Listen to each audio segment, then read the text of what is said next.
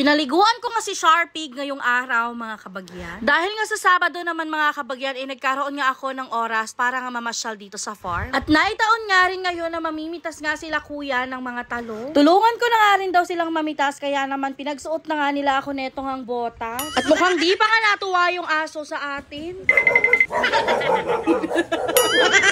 At heto nga't papunta na nga kami sa mga pipitasan nga naming mga talong. Pinagsuot nga pala nila ako dito ng bota, mga kabagyan, gawa nga ng katatapos nga ng ulan, kaya nga daw medyo maputik pa nga daw yung lupa.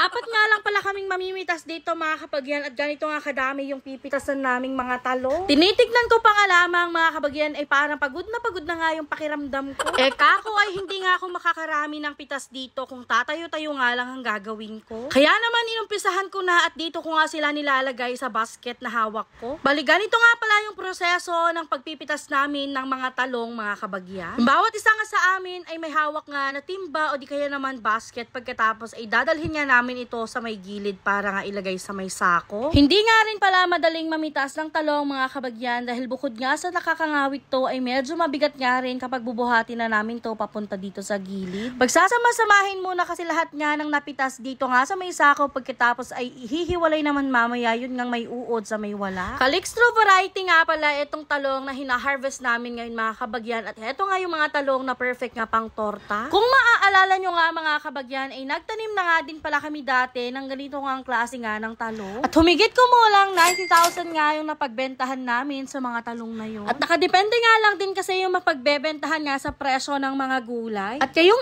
araw nga, mga kabagyan, ay meron nga kaming napitas na 7 sako nga ng mga talong. 92 kilos nga pala yung timbang nito ang talong na bilog na napitas namin, at heto namang talong na haba ay 120 kilos. Gaya nga ng sabi ko kanina, ay isasalansan pa nga muli ito nila kuya dito nga sa may mga roll bag ng tig 10 kilos na. Iniwan ko na nga sila na nagsasalansan ng mga talong dahil kako, mga kabagyan, ay paliliguan ko nga muna si Sharpie. Umakyat na nga rin pala ako dito sa kulungan niya dahil isasabay ko na nga rin itong linisan. O diba, ang dami kong time ngayon. Kadalasan kasi kapag binibisita ko nga si Sharpie ay binivideohan ko nga lang siya. Pasintabi na nga lang po, sa ngayon pa nga lang makakakita dito nga sa balat ni Sharpie. Tumanda na nga lang din kasi itong baboy namin ito, kaya nagkaganyan na nga yung kanyang balat. Maihahalin tulad na nga si Sharpie dun nga sa breed ng aso na Sharpie, kaya ganun na nga lang din yung pinangalan ko sa kanya. Sobrang kulubot na kasi talaga netong ang balat ni Sharpie. And for your information po, si Sharpie nga po yung kauna-unahang baboy dito nga sa farm. At opo, inahin nga po si Sharpie at ilang beses na rin niya kaming binigyan nga ng magagandang ang mga biik. At kung tatanungin nyo nga po ako kung meron nga bang halong ibang breed, eto nga si Sharpie kaya nagkaganyan yung balat niya, ay wala po. At isang typical na native pig nga lang talaga si Sharpie, mga kabagyan. O siya, hanggang dito na lang muna.